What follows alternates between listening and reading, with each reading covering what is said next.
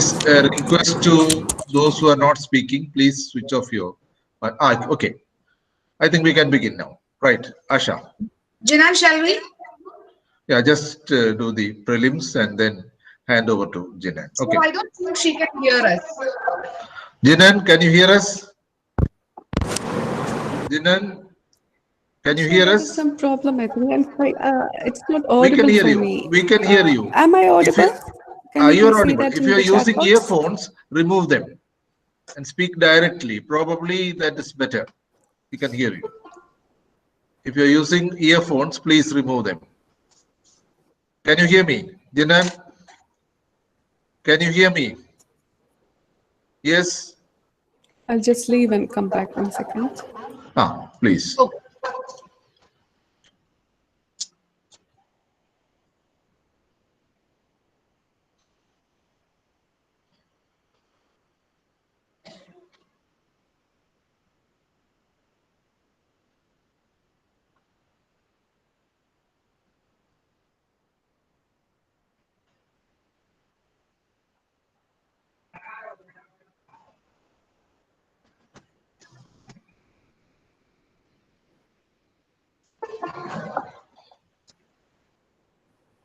Yes, can you hear us now, Jinan?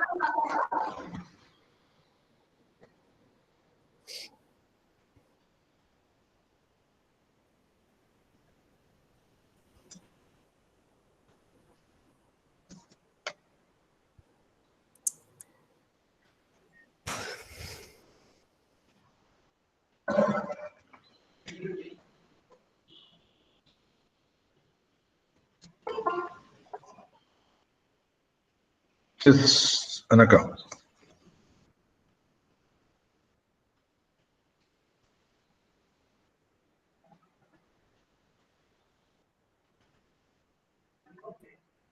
Yes, sir.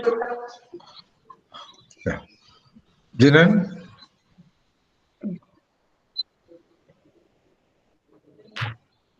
She is yet to join, sir. She is left. Okay. We'll wait.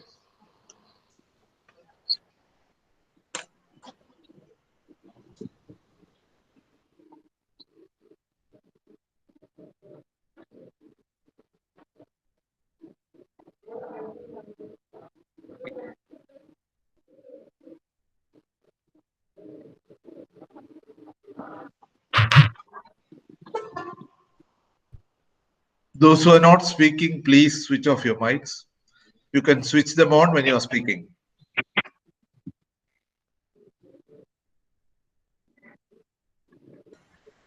Sir, Jinan had texted me. She can't hear us. So she said she will wait for a few seconds until she joins. She'll rejoin.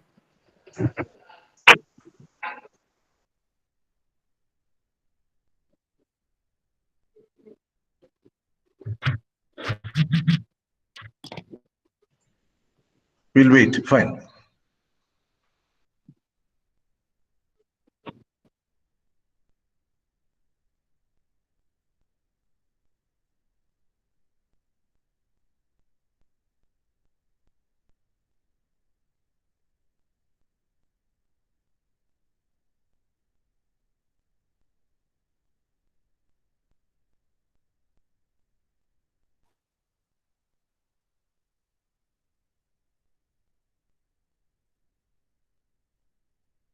Hello, Asha? Okay, sir. Jinan? Hello? Yes, now it's clear. Okay, fine. You can hear us. Okay. Asha. Yes, very All well. right. Yes. Jinan, shall we start then? Yes, sure. Great. So good morning, everyone. Hearty welcome to today's research forum. And there are a lot of first years here. Hearty welcome to you too. This is our weekly research forum. Today we have Dr. Jinan T K with us. She did her research in the Department of English, College, and was awarded her doctoral degree 2 months ago. So she's an assistant professor on contract at Sallamusallam College, Areacode. Hearty welcome, Jinan. Thank you. And today she shall be speaking on placing trauma theory in contemporary literary research. This is a part of her doctoral thesis as well. So let's listen to her. Jinan, please. Thank you, Asha.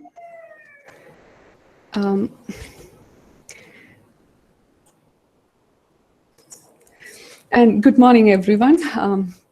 The head of the department, teachers, and research scholars, a warm welcome. And before beginning, I would like to thank the coordinators, and thank you so much.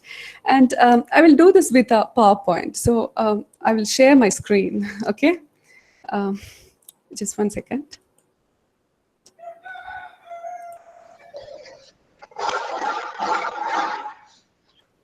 For those who are new to this such presentations, you can see the presentation on the right top. You can simply switch it on as Dr. Jinan is presenting.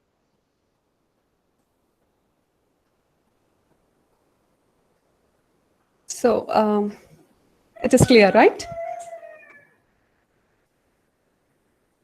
Yes, Dr. Jinan, it's very clear. Oh, okay, thank you. I'm audible, right? Okay.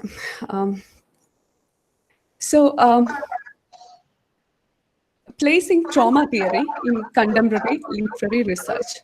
Now, trauma, has become a catchword of our times.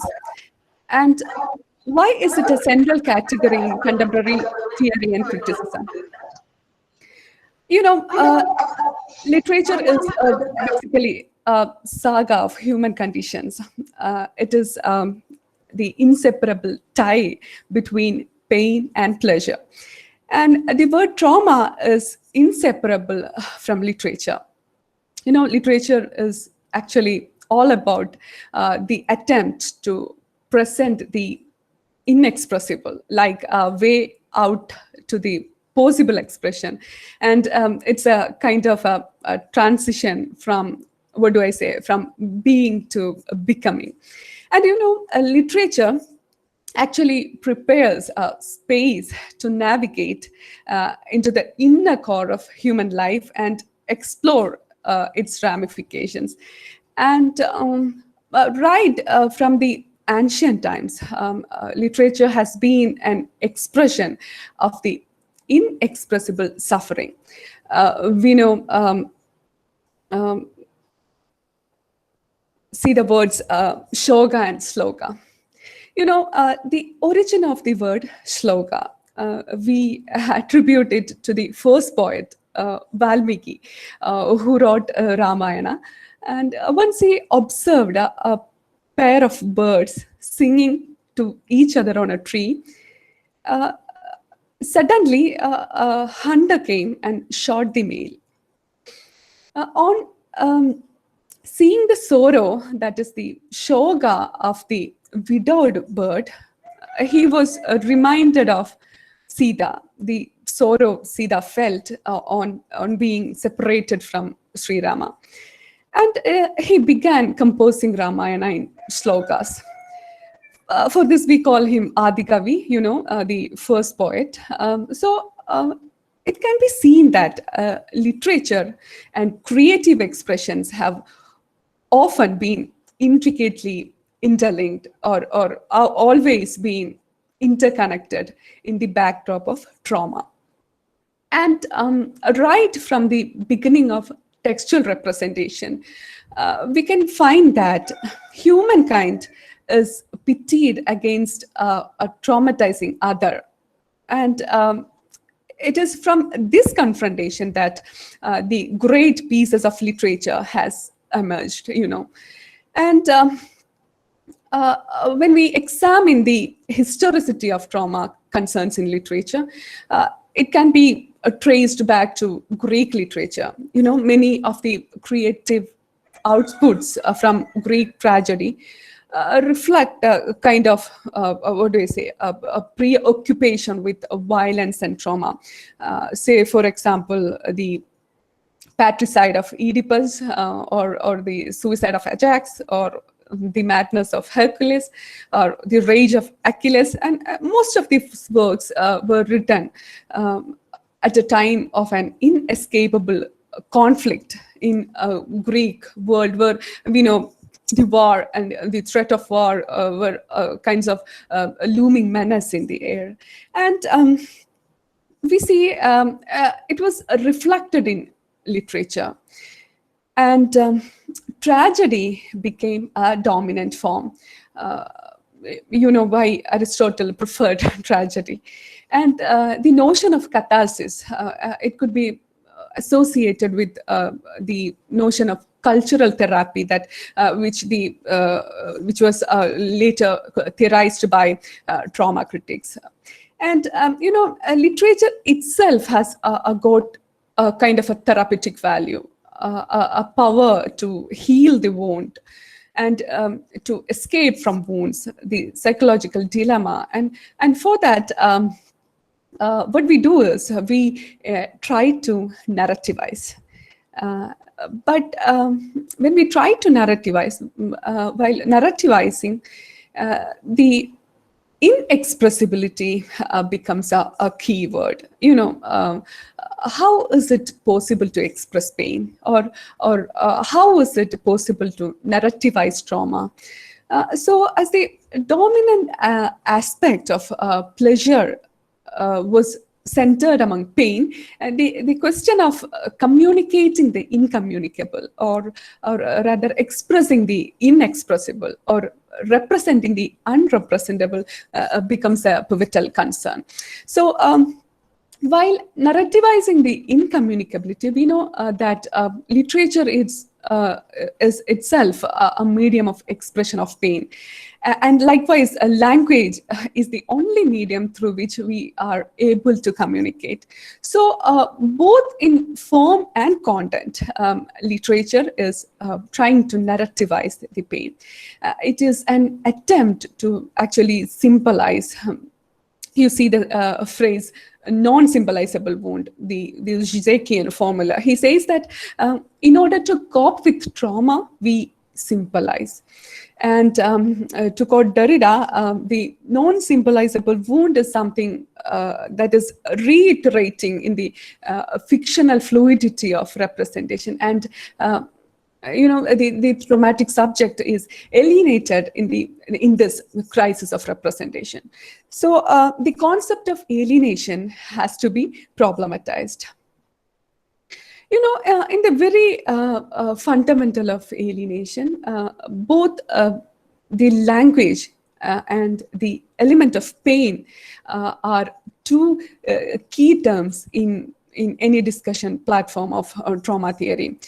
So taking the concept of alienation, if we look at language, we know that the fundamental of alienation is inherent in language. We believe that the language we use is ours, but it is not ours. It is alienated from us. We think that we have a hold on the language we use, but no, we don't have any hold on, or we have no hold on the language we use. It is the language is only an incapacitated medium to say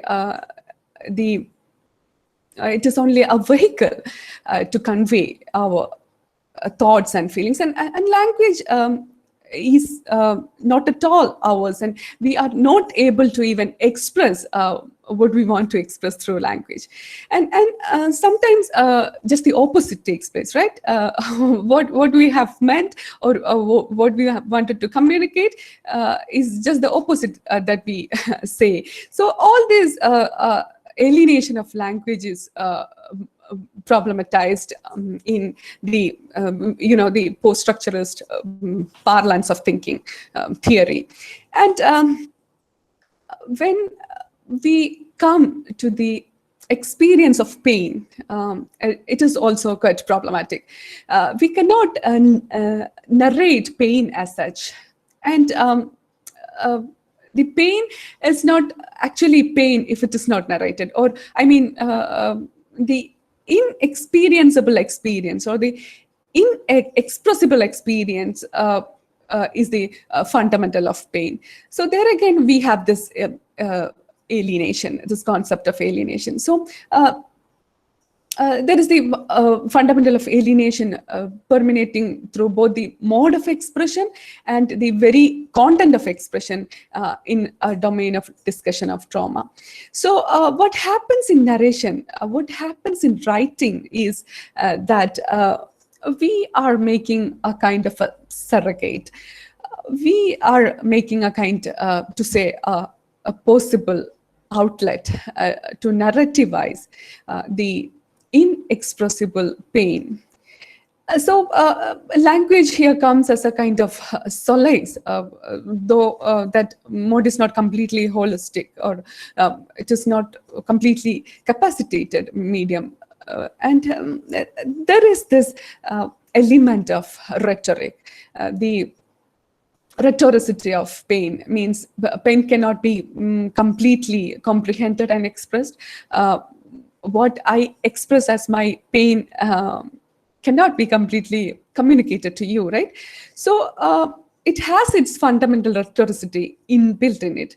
Means it is rhetorically transmuted and rhetorically wounded, or rather rhetorically translated, and it is never captured in its full essence, and never translated in its full potential. And similarly, writing is also contaminated by its rhetoricity. We fail to communicate what we really wanted, or what we really intended to write. So this rhetoricity of pain and narration are to be considered.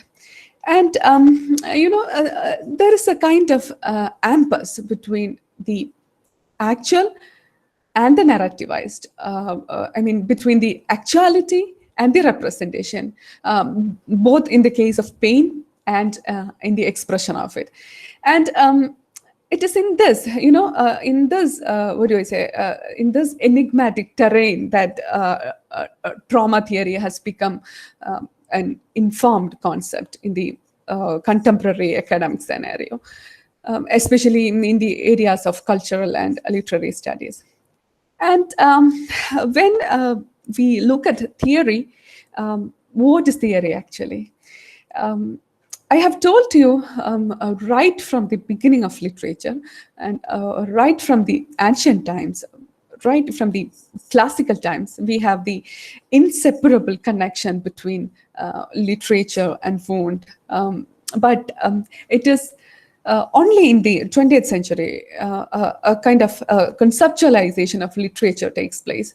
Conceptualization of this idea takes place. So the conceptualization is what we call theory. And the moment sometimes is the moment when something is theorized, it becomes distinctly, an institutionally recognized component of discipline of literary study. And I told you two things: the problematic of language and language which makes literature literary. So theory, if I quote from Poltiman, literary theory can be said to come into being when the approach to literary text is no longer based on non-linguistic, that is to say, historical and aesthetic considerations. It means literature or a theory or a literary theory is always revolving around the linguistic, which means language is everything. Rhetoricity is a key term in Poltiman. Semiology and rhetoric is an essay by Poltiman. We know. So the object of discussion is not the value attached to it, not the actually the meaning attached to it, but the very process of its writing and reading, the very process of its production and reception, mediated entirely through language. So the very establishment of linguistic construct is problematic. That is to be discussed. That is to be taken care of. So in the post-structuralist paradigm of thinking, literature or literary theory is all around language. And with a kind of political turn, or after the post-structuralist or postmodern turn in 20th century, especially after the emergence of the political theories like post-colonial theory, a kind of transition took place from the intrinsic or the textual realm to an extrinsic or an extra textual realm. And we know Said, Edward Said, one of the key figures in his famous work, The World, the Text and the Critic, is questioning the post-structuralist reduction to textuality and linguistic component. And it is here towards the end of the 20th century, there is a turn or turn to political or a turn to the outside of the text takes place. And there is a small tinkling, or we can say a disappearance of too much textual component in the literary theory. And he says from the beginning of from being a bold interventionary movement across the lines of specialization, American literary theory of the late 70s has retreated to the labyrinth of textuality, dragging along with the most recent apostles of European revolutionary textuality, Derrida and Foucault. It is not too much to say that American or even European literary theory now explicitly accepts the principle of non-interference, and it is peculiar mode of appropriating its subject matter, to use Althusser formula, is not to appropriate anything that is worldly, circumstantial, or socially contaminated. Textuality is somewhat mystical and disinfected subject matter of literary theory.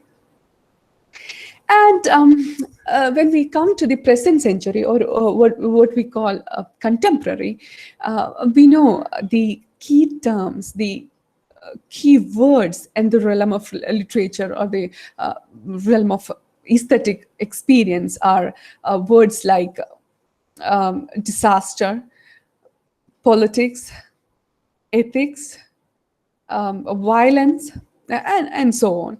So disaster becomes a key word in the post-World War scenario, and especially after the nuclear disasters, wars, and mainly after 9/11, the political tumults after that. And even now we have these problems like environmental disasters. Man is always threatened by the environmental pollution, and we know the flood, the tsunamis, everything, and we know all that. And the other thing, politics is also inseparable from the contemporary writings. We have national politics, we have nation-state controversies, and we have international political chaos, and so on. And there are these theories of biomass, biopolitics, and etc., etc. And these kind of political components are inseparable from theory, inseparable from literature. And with the post-structuralist nostalgia for a center, and with the post-structuralist nihilism, we may say, that took place a turn to an ethical domain of reading and writing, as the 21st century has been called as a turn to ethics, or an ethical turn by people like Martha Nussbaum. So ethics cannot be separated, and the work, The Company We Keep, is a very famous work by Wayne Seabuth, where we have the priority of the domain of ethics. Now, we know violence is also a very prominent theme of contemporary writing. You see, critics like Croker designates the contemporary world order as a sort of panic. And panic is actually the key psychological mood of contemporary culture. It is actually a panic culture, you see. So all these are the key terms. Now, what I am trying to tell you is, from the post-structuralist world of textuality, or the post-structuralist paradigm of textuality, which is highly problematic, there is a turn to the post-structural world of political and extra-textual realm, which is dominant with the terms like this disaster, ethics, politics, violence, and so on. And when we come to these four terms, the element of trauma becomes quite dominant. And the expression through language on one side and the experience of trauma on the other side are two components that bring about the very the very constituting element of literature. And as we have already said, with 20th century, trauma theory became a very dominant term in academics and research. And when we come to trauma theory, we know the intellectual pockets like deconstruction, representation, language, psychoanalysis, violence, and everything has to be taken care of.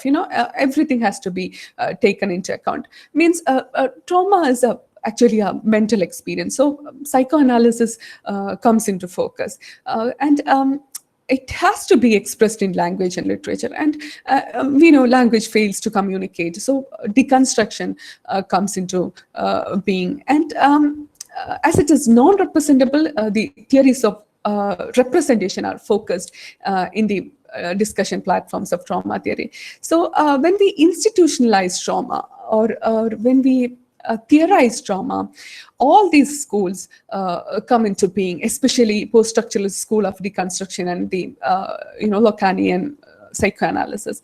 And if we look at the very historical or epistemological evolution of trauma theory, we generally begin with Sigmund Freud. The trauma studies are inseparably connected to Freudian psychoanalysis. And it is Freud who talks about the alienation and the pain and the inexpressibility and unconscious, and about its expression through certain substitutions, certain kind of surrogates or manifestations. The latent pain and its manifest expression, what Freud talks about. All these things that come in the actually in the Freudian formulations of psychoanalysis. And as I told you earlier, Freud's theoretical formulations on traumatic experience are highly instrumental in defining the psychological notions that influence this field. Psychoanalytic theories addressing the effects of trauma or studies regarding shock and hysteria. You see, Freud's early theoretical formulations in studies in hysteria and beyond the pleasure principle, Moses and monotheism, etc. So they dominate the pioneering efforts in trauma's conceptualization as an object of study. And Freud, he argues in the study of hysteria that the actual event or shock is not traumatic in itself, but the memory of the same brings in the actual trauma, you see. And this argument is fundamental in the theoretical formulations regarding trauma studies in academics. And the role of narration and representation are crucial notions of trauma, and the very process of recalling the event brings about pain, and it gives shape to the formerly repressed expression of an experience in the unconscious, as Freud puts it. Now, this is actually extended into a kind of a symbolic order or into a social domain by Jacques Lacan. And his query was actually whether the unconscious was deeply inside or is the unconscious kept in the outside, in the symbolic order, or whether it is in the language. Where is it actually? And you see, Lacan's conceptualizations of a subject and symbolic order are very crucial in any understanding of traumatic subjectivity or trauma. The inseparable connection between alienation and trauma gets complicated in Lacan's theoretical formulations of language and subject. And we know in the Lacanian approach to the emergence of subjectivity, we know that he says human beings enter the world prematurely without any ability to manage our bodies and communicate our needs. That's true. And without language, we cannot categorize, or what do I say? We cannot manipulate the world in the discursive practices, And after a sense of fragmented self, he says slowly the structured language emerges, and out of this individual or to say human subjectivity springs. We know all that, and we know the concept of Lacan, the mirror stage, where the child becomes conscious that it has a volitional control over its own body, and it is here at this gesture of this mirror stage where the seminal emergence of language takes place, and this alienation from the self, with the self in language, it actually brings about, or it causes the first trauma in subjectivity. And the normal subject who is already traumatic gets complicated in a social ambience of violence and sufferings. As we can see, when the subject encounters with violence or horror, and Lacan, in fact, fused this linguistics and psychoanalysis, and also suggested that a subject which is subordinated to the operations of linguistic manifestations. And we see, according to him, desire drives the subject towards fresh desires, and perpetually newer, and it leads towards newer signifiers and newer, but that the signified remains unreachable, transcendental. And later, Kakkuzhi-Maliakkal enters the scene. She was actually kind of doing a kind of reading of Lacan's reading of Freud. And with Kakkuzhi-Maliakkal and the Yale critics, they actually theorized trauma theory as an institution. With Karut, we come to see a kind of a climax, or a kind of an climatic ending of the violence, which is a personal, individual, gender bound, and all these external elements of pain gets theorized by Karut. And here, the individual experience of pain, as it is formulated by Freud, and the cultural and societal experience of pain, as said by Lacan, get beautifully summed up in and extended by Kakkuzhi-Maliakkal.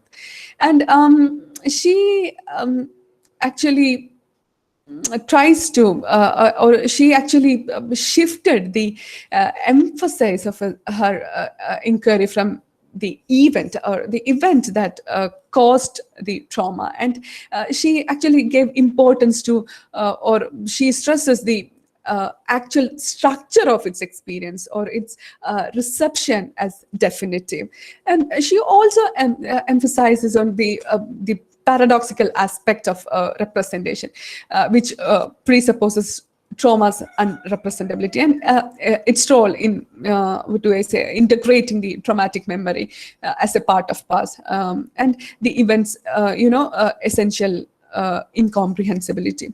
You see, in her work, The Unclaimed Experience, she writes, I quote, "In its general definition, trauma is described as the response to an unexpected or overwhelming violent event or events that are not fully grasped as they occur, but return later as repeated flashbacks, nightmares, and other repetitive phenomena." And you see, for her, apart from being remembered as something that occurred in the past, the trauma becomes a part of the very agency and subjectivity of the survivor, and is compulsively, it is like, what do I say, performed in the present, as though it is a real occurrence in the present time. So she says that it blurs the spatio-temporal understandings, and her theorization of trauma's intrinsic and spatio-temporal structure, actually it raises these issues of representation, memory, etc. And we know the very core of trauma studies, the problem of representation, is highly important. So she posed a question. She just asked if trauma, by escaping the conscious expression upon the impulse, manifests itself as an what do I say, epistemological crisis, which upsets our perception of time and space, which repeatedly returns as spectrums. Then she asks, how can it be testified to, or rather represented, or read, or perhaps textually worked over? So this question becomes one of the major concerns of the thinking parlance. And you say these are the pioneering developments, or basic institutionalizations of trauma theory. And, after 20th century, we can find a widespread discussion of trauma theory in academics and cultural platforms. A great number of publications devoted wholly to trauma and emotional studies, and the question of how they can be represented are all the major concerns of the contemporary era, we know. And in 2004, Anne Whitehead gave currency to the genre, trauma fiction, with the publication of her work with the same name. And she actually she observes that there is an inseparable influence between trauma theory and fiction. And she says that each speaks to or addresses each other. And we see Shoshana Feldman too, where she says that the problem of representation of trauma, it creates an aporia that is inseparably linked to the literary language and witnessing. And people like Shoshana Feldman, they argue that, as trauma renders impossible a witnessing from inward, literary representation of traumatic experience, it actually displaces the referential truth or reality. And in her work, The Juridical Unconscious, she actually brings together these two marked characteristics. We can say that the two marked characteristics of 20th century. That is, she examines the invisible links between traumas and trials. And Feldman's, when we take her case, her theoretical framework was based mainly on placing together these people like Freud, Walter Benjamin, Hannah Arendt. And, Benjamin, she was concerned with the ways in which expression can be given to what Benjamin called as the expressionless. And, the theorists and academic researchers emphasize on the potential of fiction as an indestructible realm of representing traumatic experiences. And you see, literature always provides a platform for the belated enactment or what do I say, witnessing of what can be referred to as an unclaimed moment or a traumatic moment. Here we see this Dominique Lacapra also assumes a significant position.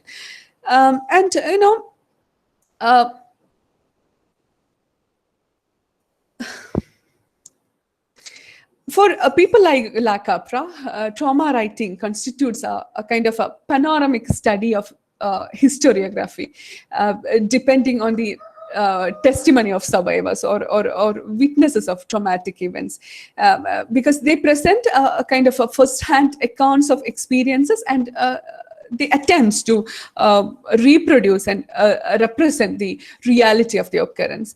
And his work, writing history, writing trauma, is to be noted.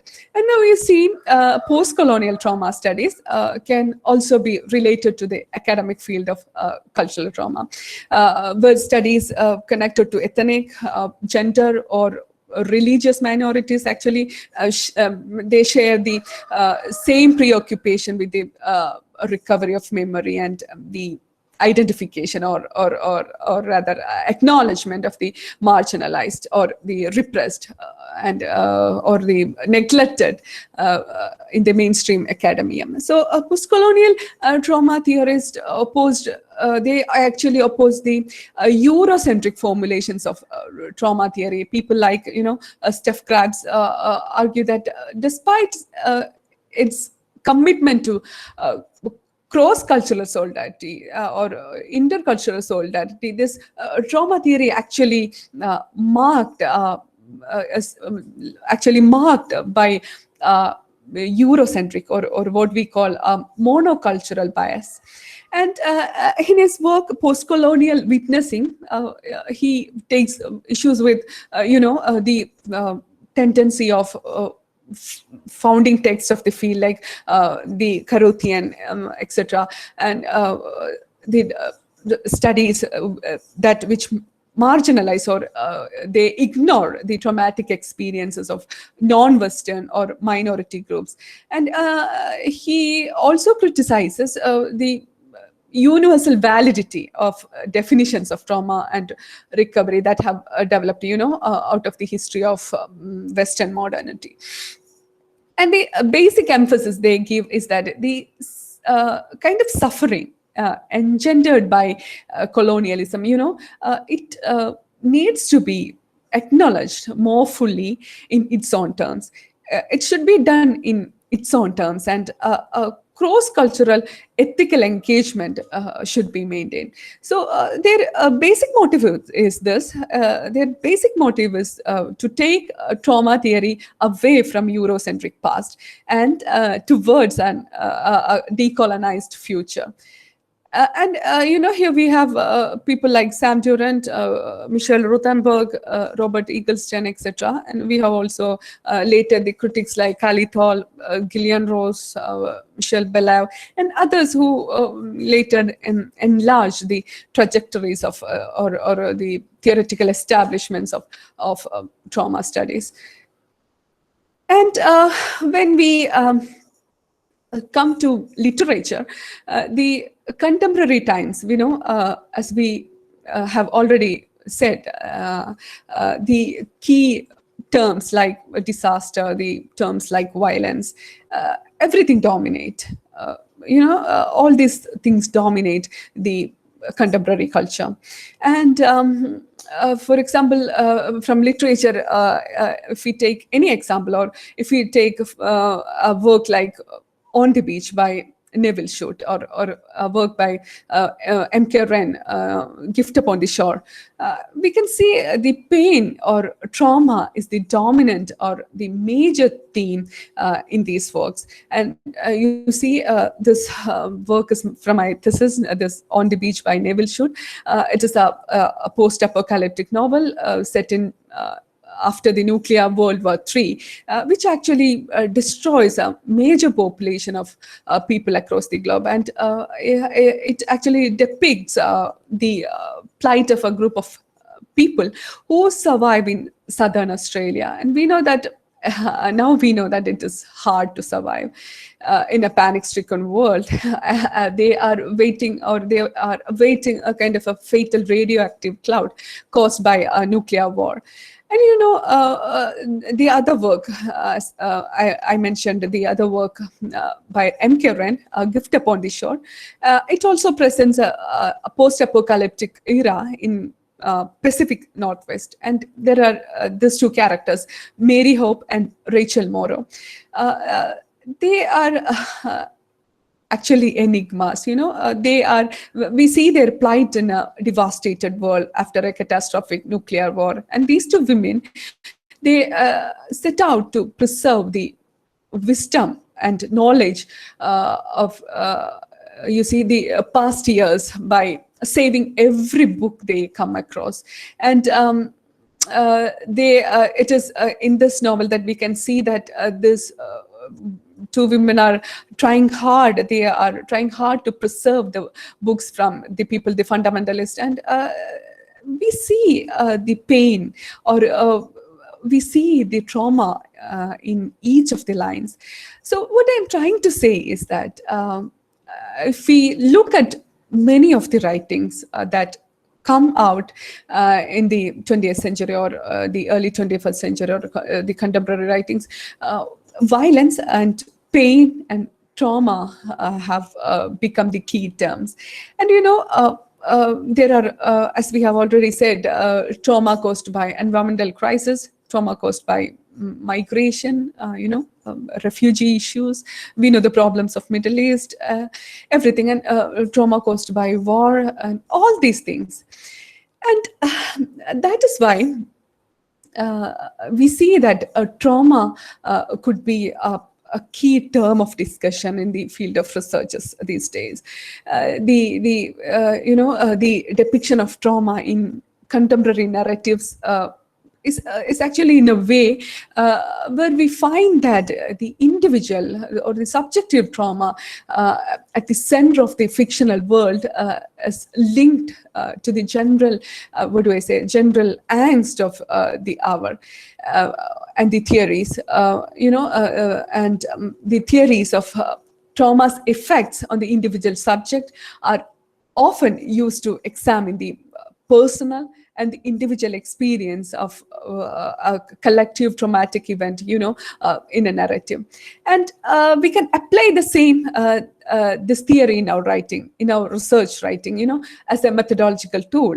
We have to see what kind of trauma has been narrativized, or whether the writer has been able to narrativize it properly, or if it is narrativized, how is it done, and why is the failure taking place, and when the failure takes place, what does the writer do?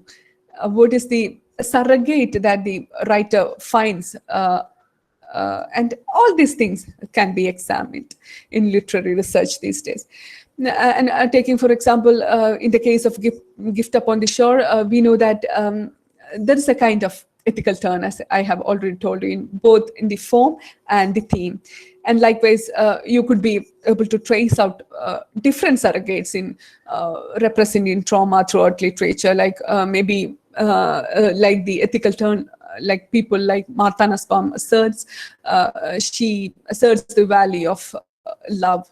Her work, Love's Knowledge, and people like Zizek, we know recently in his work, Pandemic, he talks about an inevitable turn to the political ideologies of feminism, and so on. And now I would like to sum up with a quotation from Richard Rorty on the role of fiction in tuning the ethical aspect of the contemporary reading landscape. He says, fiction like that of Dickens, Olive Screener, or Richard Wright gives us the details about kinds of suffering being endured by people to whom we have previously not attended. Fiction like that of Shoulders D. Lacoste, Henry James, or Nabokov gives us the details about what sorts of cruelty we ourselves are capable of, and thereby let us re-describe ourselves. That is why the novel, the movie, and the TV program have gradually but steadily replaced the sermon, the treatise, and the principal vehicles of moral change and progress. And now that's it. Thank you. Thank you, Dr. Jinan. It was a very clean and organized paper, and it was very deep too. We have a few scholars working on trauma theory in our department, and I'm sure this session would have been beneficial to them. So thank you, Dr. Jinan. The forum is now open to discussion. Please raise your questions and comments. First years, please feel free to use the chat box in case you don't want to speak. Please.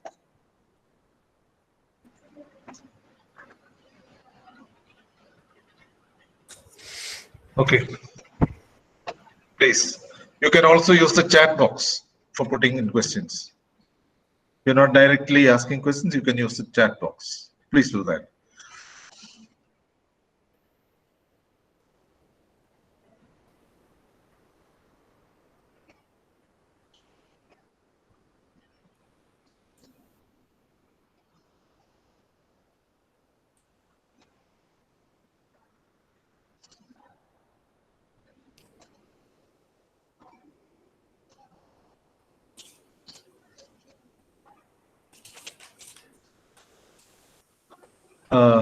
Shall I just to begin so that other people also ask questions? I think you define the discipline well, Yeah. but still would you say something more about its disciplinarity?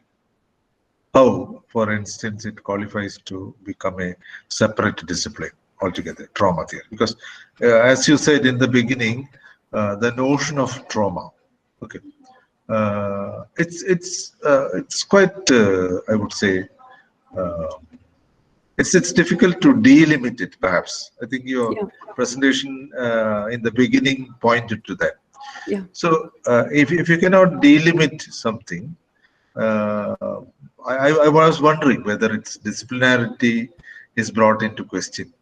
Just a stray question, so that we make a beginning. Okay, please. Yeah, I have told you that it is difficult to represent it because we know how far we can represent the pain, how far we can represent any emotion. So a central claim of trauma theory is that it creates a kind of a speechless fright that disturbs or destroys the identity. So it is difficult to even say, for example, take the case of the trauma victims, like, for example, the Chernobyl victims. We know that there is a book by Kakkuzhi-Maliakkal that we all know. And she interviews these victims, and she herself pointed out that it was difficult to for them to express what they have already felt.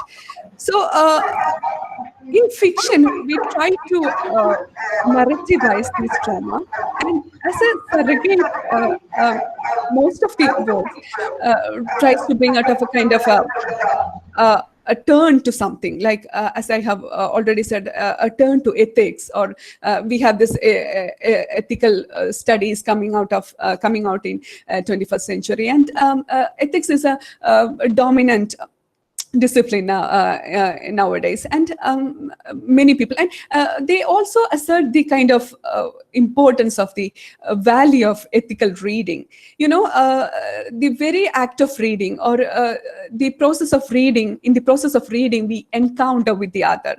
There we realize the pathos and pathologies, or kind of feelings that others had. So in the form and theme, this ethics of when the ethics of reading happens, we can there are kind of theories like Dominic Lacapra. He puts the theory of transgenerational empathy, where he says that the question whether why should we read a trauma of a person of a past. So he tries to answer it in a kind of way that we will have a kind of transgenerational empathy that we should have as a human being, because what happened in the past is not actually past. It is reiterating, or it is always having an impact on the present. So this kind of ethical reading, or the ethics of reading, gives importance to several disciplinaries, and it is basically that these the trauma theories actually making a kind of difference, because up to that the encounter with the other was out of consideration. The pain of others, we just read about the characters having trauma, and we just need to we just will be having a kind of sympathy towards them, but we never try to kind of having a kind of encounter with the others of or really capturing the trauma inside them. So all these theories coming after the trauma theory, it is trying to kind of bring about a change in the perspective of reading, or a change in the experience of reading, I may say. Yeah, actually, Jinan, I had in mind people who use this word very loosely. For example, a mother has two children. Okay, Yeah. she is partial towards one. Mm-hmm. Okay, and buys her chocolates and keeps the other at bay.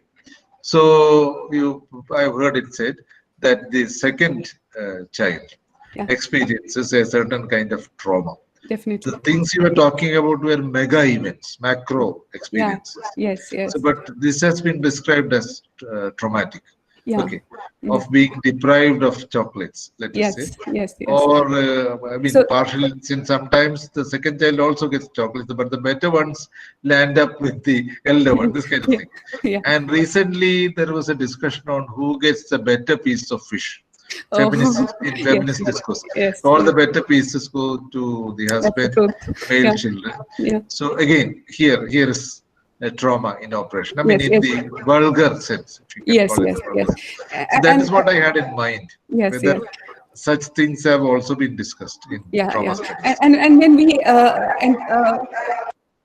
and when we take the example what you have said, everywhere this old man Freud pops out. He had already talked about the repressive elements, or what was there repressed in the unconscious, and that is the basic element that Kathy Karuth picks out and later elaborates in her theories of trauma.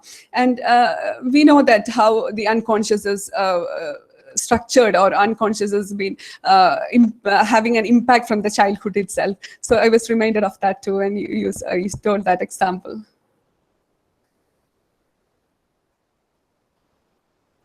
Well, thank you. Okay, Jinan, it was a good presentation. Thanks for, congrats for that. Thank you, sir. Now, something, have often been nonplussed by some of the theories that you mentioned is, of course, you mentioned Dominic Lacapra and how he said that, reading means accounts of, past trauma helps us or equips us with, a certain power of empathy.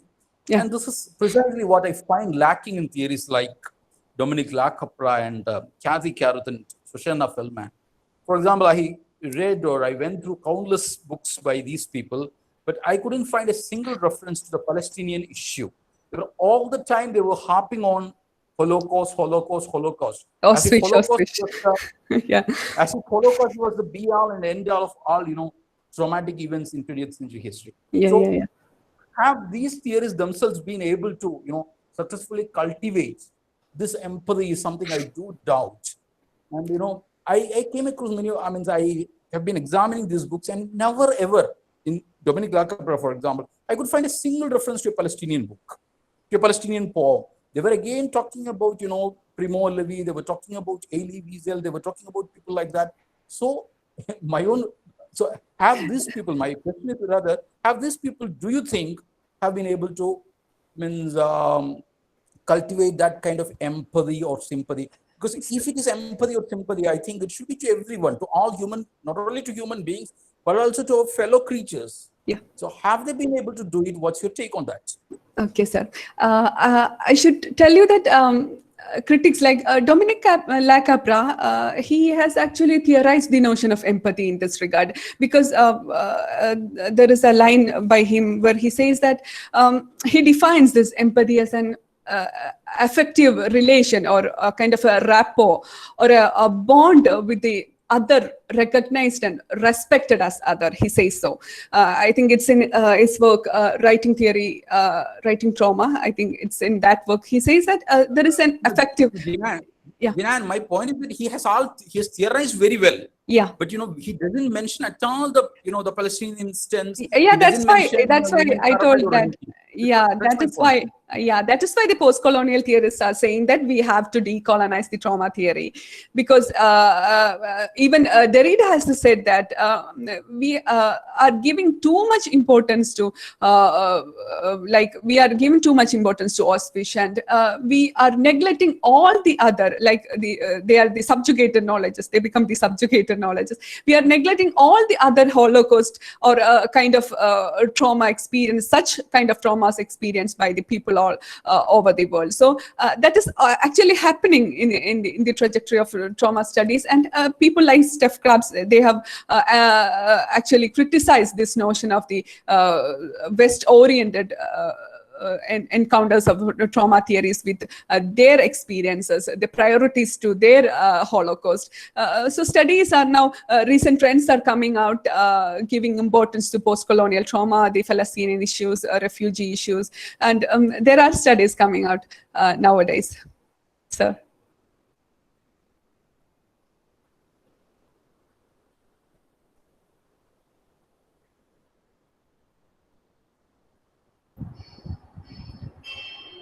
Hello, Dr. Jinan. I'm Janaki. Okay, I teach in the department. Okay. I just wanted to tell you that I appreciated your presentation a lot, because I was listening to it with very keen interest. It was a very lucid presentation, very enlightening too. It just leaves me with a couple of questions, because this trauma theory has become a very, I don't know whether I'm using the right word, but a very fashionable topic these days. Yeah. Almost every other person is working on it from various perspectives in different contexts, etc. But I was very, taken up by the way you began your lecture with Valmiki. You quoted saying Shogam Shogatil Ninnu Verunu, which made me, and you were trying to link it to the present day preoccupation with trauma. Yeah. So I just want to know, when does, from the beginnings of literature, we find that pain, grief, sorrow, these emotions in all their intensity have been the sources of great works of art, great literary works. It may be novels, it may be poems, it may be any other kind of artwork, okay? Yeah. But my very simple question is that, when does pain or grief qualify to be called trauma? Yeah. When does it become trauma? How do you distinguish between pain and trauma? Because when just one little sentence more, when I read Homer's Iliad, I think it is actually a sequence of extremely traumatic incidents. Yes. From today's perspective. So that is another thing that I wanted to know, apart from the historically real incidents like the Holocaust, or many other things that happen in the 20th century, events and incidents that happen in the 20th century. Are the readings of ancient, or earlier literature from the point of view of trauma theory? Because what I feel is that trauma theory today has generated its own set of narratives, which are rooted in the today's political context. So I just would like you, since you've done research in this area, you would know definitely more than me. So I just want you to share with us this knowledge. Have there been readings retrospectively? That's what I was trying to Okay. And before the answer, I would like to point out one more thing. We know we are reading Shakespeare now from a post-colonial perspective, right? When Shakespeare was writing The Tempest, there was no there wasn't a clue of post-colonial thing, but we are nowadays reading The Tempest in a post-colonial perspective. Likewise, it is after the 20th century, with the advent of the Freudian psychoanalysis, Lacanian psychoanalysis, and later the Caruthian theorization of trauma, that this theory became institutionalized, and people began to reread the text. As we have already seen, for my personal experience, after doing a PhD in trauma, we will always try to kind of reading every text in a kind of perspective to see somewhere there is this point or element of trauma. And I always try to search for this, because the aesthetic enjoyment or the basic expression of trauma that gives us a kind of have already said that the pleasure and pain are interlinked, or the kind of pleasure we get from reading the pain. There we encounters with the concept called the therapeutic value of literature. We always read for finding or feeling a lack that we have felt when we moved from the nature to culture, So there are people who reread the text on standing on the parlance of trauma theory. And it is really great to understand that all the great classics were all rooted in the basic trauma or the human predicament of pain, ma'am.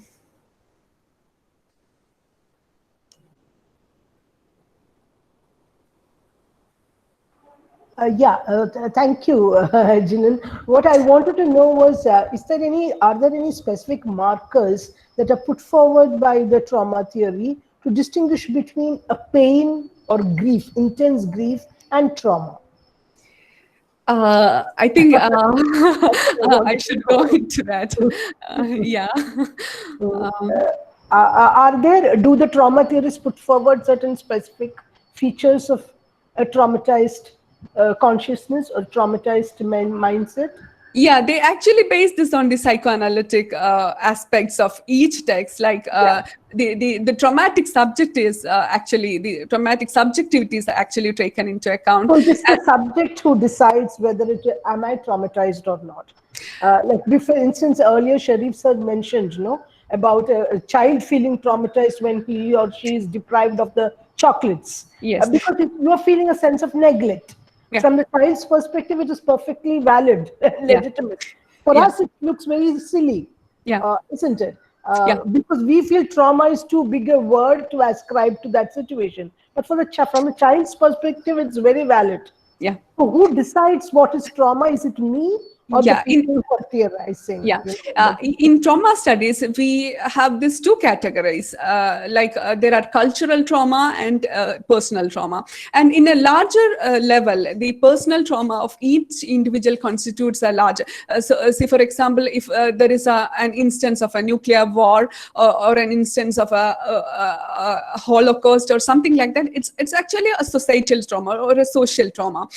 And we have this another division of it called cultural trauma, and everything is constituted by a kind of personal trauma inside it. Each society is consisted of different individual subjects, right? So they may be constituting it together. So maybe the traumatic, maybe the victim is himself feeling the traumatic experience, and there is a part given to the writer also. We should never neglect the writer. If we are taking the case of the reportages or a kind of basically the text like this voice is from Chernobyl. The reader has also a part in it. The reader has also a part in it. The writer or the interviewer or the kind of a person who writes it is also a kind of a part of the trauma that the victim experienced. And I think there are studies made by critics that there is a secondary trauma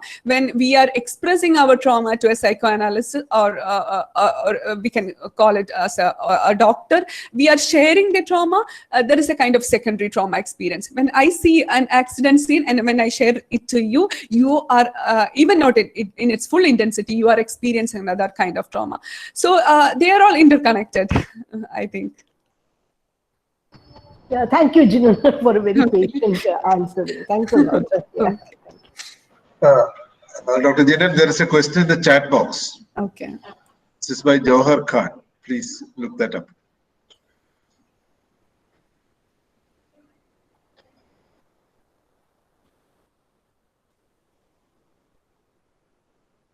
Jawhar sir is asking how trauma theory addresses instances of microaggression. Sir, can you please elaborate that microaggression for me?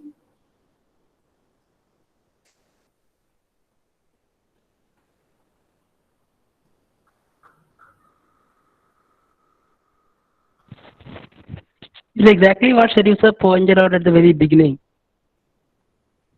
If you are denied a chocolate only because you are a girl, okay, or if you are asked to prove your nationalism because you belong to a particular minority, so how does trauma theory deal with such instances of microaggression? Yeah, and I would like to say that this is basically rooted in the psychoanalytic perspective of this trauma theory, because all this comes, this the trauma theory basically says that the experience itself is not the trauma. The repeated repulses or the repeated reiterating dreams about it, or the spectrums of the incidents is actually causing the trauma. We can say that we are in an era of COVID, right? Even though we are not affected by the COVID or coronavirus, we are afraid of it. So the trauma is not in the past or the present, but the trauma is, there is no spatio-temporal fixation for it, because we are afraid of something that may be happening for us in the future. So we cannot say that it is temporally and spatially situated in such a time or such a space, but it depends, or the traumatic experience itself is kind of manifested latently, as Freud and Kakkuzhi puts it. And as we, in the case of that child, as we grow up, an incident that may recall the whole trauma of the past may be affecting the subjectivity of that same person.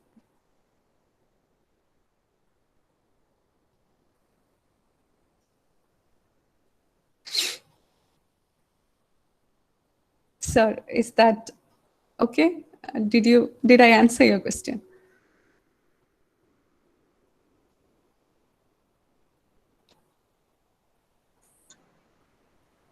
Jinan has replied in the chat box.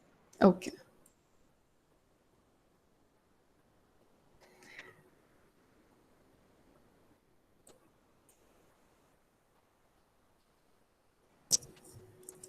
More questions, please. Yeah, there ought to be more questions. I would particularly welcome the freshers, first years students. Okay. To ask some question. One of them. There are quite a few here.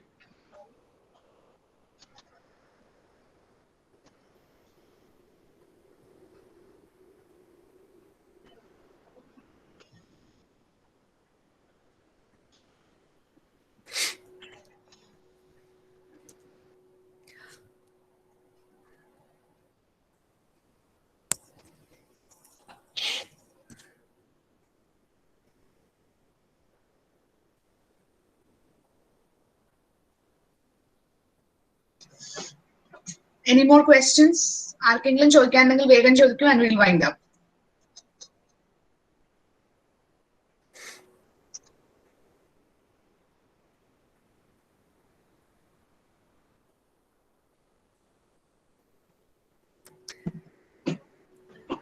Okay, Ashraf, there are no more questions. Sir, അധികം questions ഇല്ലെന്ന് തോന്നുന്നു. അങ്ങനെയാണെങ്കിൽ shall we wind up? Jinan, shall we wrap up? Yeah, sure. Okay, so thank you very much, Dr. Jinan. In fact, the speaker for today had an inconvenience and I was in desperation for a speaker, and Jinan consented on a very short notice. And I'm extremely grateful to her. And Jinan, thank you for the profound presentation. It was very enlightening indeed. And I'm sure there are other scholars who are working on the same topic and this will be very beneficial. I'm really happy about the number of audience we just had. There are a lot of new names and a few of our alumni as well. So thank you teachers and students for joining and actively taking part in the discussion. First year, there will be more forums every Wednesday coming up. So make sure you join. So let's call this a day. Thank you, Jinan. Thank you, everyone. Until next week, see you all. Thank you. Thank you, Jinan. Thank you. Yeah, thank you, everyone. Yeah.